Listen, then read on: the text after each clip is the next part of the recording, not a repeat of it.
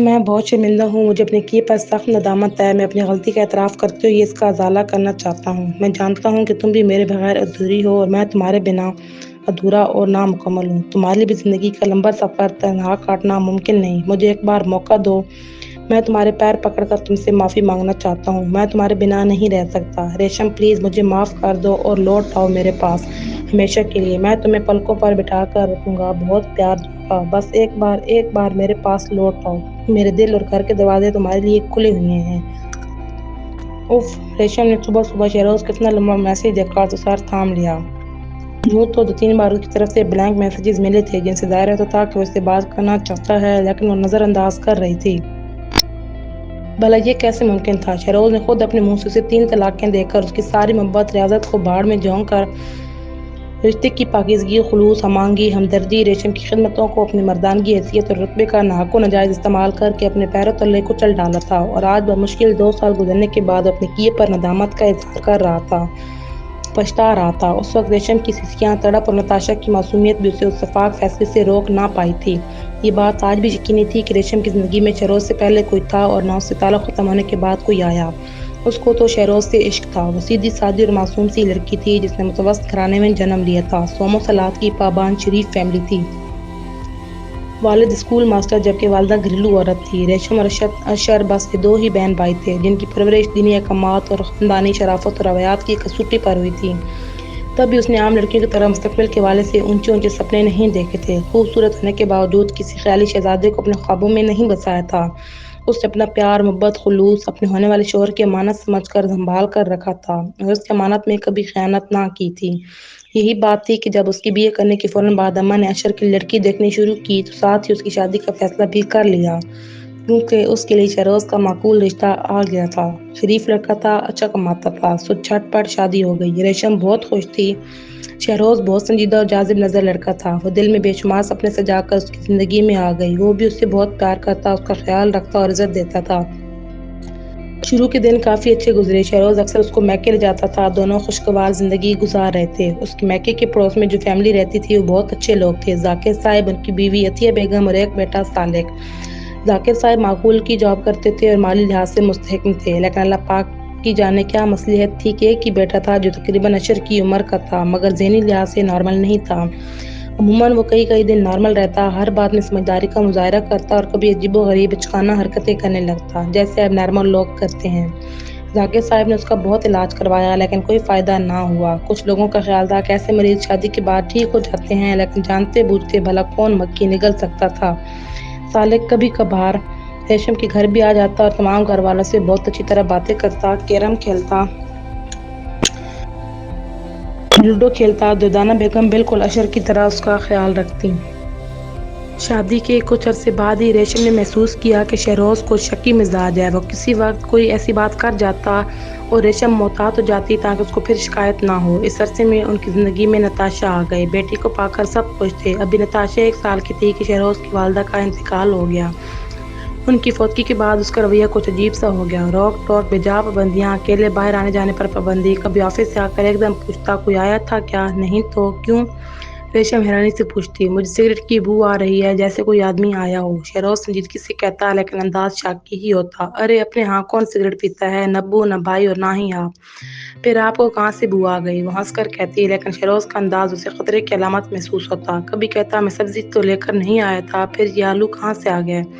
کیا کسی سے سبزی منگوائی ہے؟ وہی شکی لہجہ، ارے نہیں بھائی، ہم کل اماں کے پاس گئے تھے نا تو اماں نے 2-3 سبزیاں دے دی تھیں، گھر کی ہی اگی ہوئی ہیں اماں کے۔ وہ تسلی دیتی، شہروز آپ ایسے سوالات کیوں کرتے ہیں؟ آپ کو کیا اندیشہ ہے؟ آخر ایک دن ہمت کر کے ریشم نے پوچھ ہی لیا، دیکھو ریشم، میں تم سے بہت پیار کرتا ہوں، اماں تھیں تو اطمینان تھا، لیکن اب دن بھر تم اکیلی ہوتی ہو، زمانہ بہت خراب ہے، آج کل بڑے واقعات ہو رہے ہیں، تم خوبصورت ہو، کہیں کچھ غلط نہ ہو جائے، شیطان انسان کو بہکانے کے لیے ہر جگہ موجود ہوتا ہے اور تم بھی تو انسان ہو، تم بھی بہک سکتی ہو۔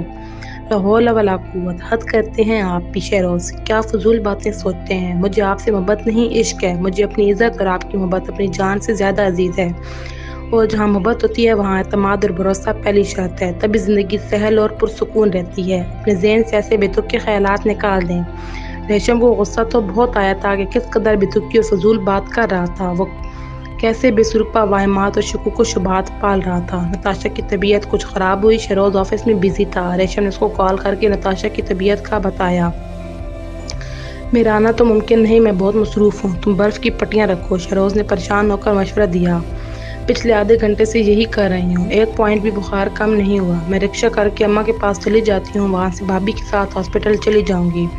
रेशम ने कहा, ओके, एहतियात से जाना, अच्छी तरह नकाब लगाकर रिक्शे के नंबर की पिक लेकर मुझे सेंड कर देना। और हाँ, ये रिक्शा टैक्सी वाले बातूनी होते हैं, इनसे बात करने और पैसों पर बहस करने की ज़रूरत नहीं। जो बोले खामोशी से दे देना और इस तरह बैठना कि रिक्शे के शीशे में नज़र ना हो। उफ़! तौबा, लगता है मैं किसी जंग पर जा रही हूँ। रेशम पहले ही परेशान थी, ऊपर से शहरोज़ की हिदायत सुनकर उसका दिमाग घूम गया था। तभी बिना जवाब दिए उसने कॉल काट दी। भला ये क्या बात हुई? आखिर इस शख्स का मतलब क्या है? आज हकीकत में उसको शहरोज़ पर गुस्सा आया था। बच्ची बुखार में पनक रही थी और बाप को इतने तहफ़्फ़ुज़ात थे। शाम 4 बजे तक नताशा का बुखार उतर गया था। शहरोज़ को आज दफ्तर से देर से आना था। रेशम ने कह दिया था कि वो अशर के साथ घर आ जाएगी, जिस पर शहरोज़ मुतमईन था। नताशा का बुखार उतरा तो वो उठ के बैठी। दुर्दाना बेगम उसको ब्रेड खिलाने की कोशिश कर रही थी, मगर वो नहीं खा रही थी। तभी सालेक आ गया। अरे वाह! नताशा गुड़िया आई है। नताशा को देखकर खुश हो गया। नताशा भी उसे देखकर मुस्कुराई। उसको मुस्कुराता देखकर सब खुश हो गए। लेकिन आपकी नताशा गुड़िया कुछ खा नहीं रही। रेशम ने कहा, गुड़िया, हम गुड फ्रेंड्स हैं, आप फ्रेंड के हाथ से तो खाओगी ना, फिर मैं आपको चॉकलेट दूंगा।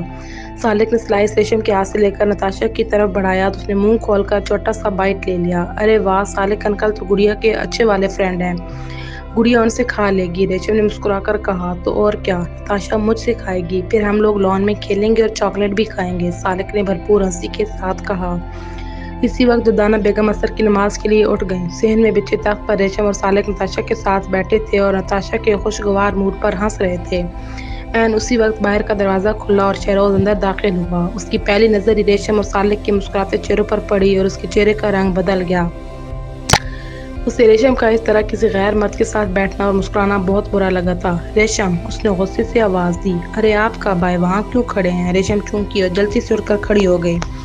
5 मिनट हो चुके हैं मुझे आए हुए। तुम खुशगपियों में इस कदर मसरूफ़ थी कि न तुम्हें दरवाज़ा नॉक करने की आवाज़ आई और न मेरे आने की खबर हुई। भला ऐसा कौन सा लतीफ़ा था जिस पर कहके लगाए जा रहे थे? वो खूनख्वार नज़रों से रेशम और सालिक को देखते हुए जहरखुंदा लहजे में बोला। उसके अंदाज पर तो रेशम बुरी तरह घबरा गई और सालिक बिल्कुल चुप होकर शहरोज़ को देखता रहा। फिर उसके जाराना अंदाज पर डर सा गया और उठकर अपने घर की तरफ चला गया। नहीं शहरोज़, ऐसी कोई बात नहीं। सुबह से नताशा निढाल थी, ये भी कुछ तबीयत बहाल हुई है उसकी या सालिक के हाथ से स्लाइस खा रही है सुबह से। अब जाकर तो मुस्कुराई है, तो हम भी उसको बहलाने की कोशिश कर रहे थे। रेशम ने शर्मिंदा होते हुए सफाई पेश की। बहुत अच्छा अंदाज़ है बहलाने का, वो भी किसी गैर महरम के साथ। तुम तो सुबह इस कदर वावेला मचा रही थी जैसे नताशा की हालत बहुत ख़राब हो और तुम बहुत परेशान हो। मुझे परेशान करके बहाने से यहाँ आकर ये गुलछरे उड़ाए जा रहे हैं।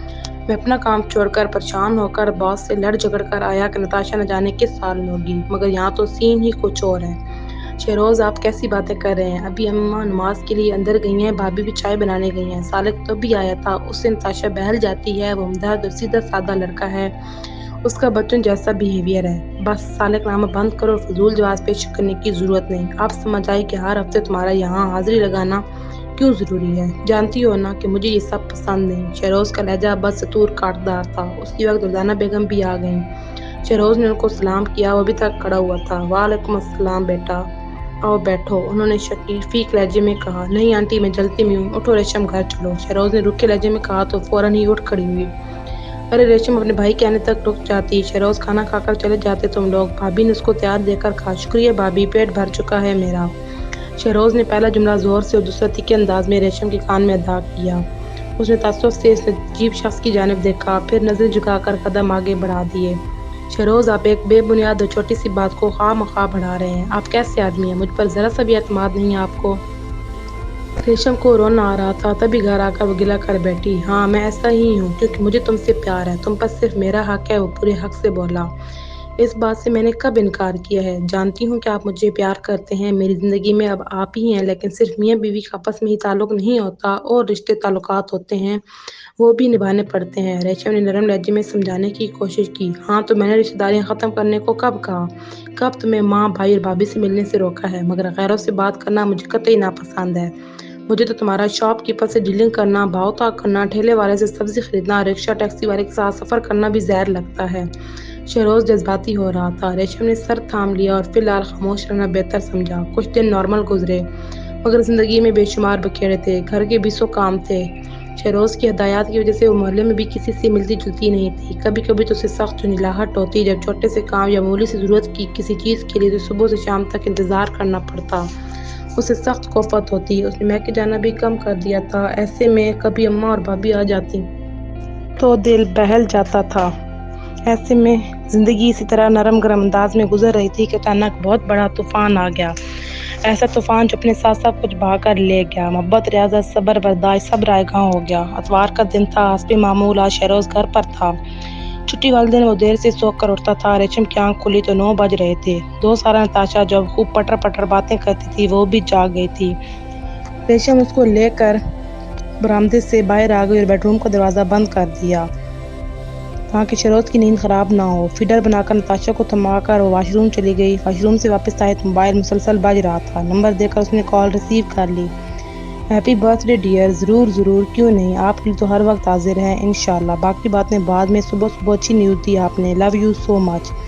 ریشم نے کھلکھلا کر کہا۔ اس کا موڈ انتہائی خوشگوار ہو گیا تھا، جیسے کہ اچانک کوئی بڑی خوشی ملی ہو۔ کال بند کر کے وہ مسکراتی ہوئی کچن کی طرف چل دی تاکہ شہروز کے اٹھنے سے پہلے ناشتہ تیار کر لے اور پھر اس کو خوشخبری بھی سنائے کہ بھابھی کی کال آئی تھی، بھابھی نے نئی گاڑی لے لی ہے اور اگلے اتوار کو سب کو پکنک پر لے جا رہے ہیں۔ وہاں ریشم اور شہروز کی شادی کی سالگرہ بھی منائیں گے۔ وہ اس بات سے قطعی بے خبر تھی کہ شہروز جاگ گیا تھا اور روم سے باہر آتے ہوئے ریشم کی ہنسی اور خوشگوار لہجے پر ٹھٹک کر وہیں ٹھہر کر ساری باتیں سن رہا تھا۔ اسے ریشم کا انداز سخت ناگوار گزرا تھا۔ وہ کچن میں ہی تھی کہ شہروز خاموشی سے اس کا موبائل لے کر کمرے میں آ گیا۔ انکمنگ کالز پر جا کر دیکھا تو کوئی نیا نمبر تھا بغیر کسی نام کے۔ ایسا کون ہو سکتا تھا جس سے اتنی بے تکلفی اور پیار سے بات ہو رہی تھی؟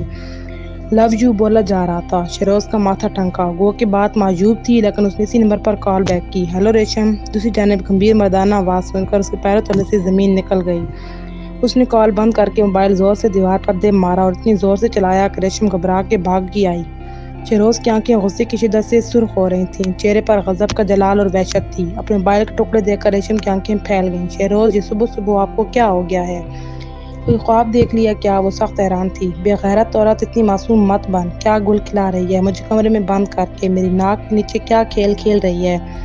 مجھ سے چھپ کر کس سے باتیں کرتی ہو؟ اتنی خوش تھی اور آئی لو یو کس کو کہہ رہی تھی؟ اف، شہروز آپے سے باہر ہو رہا تھا۔ اس نے دونوں ہاتھوں سے اپنے سر کے بال جکڑ لیے تھے۔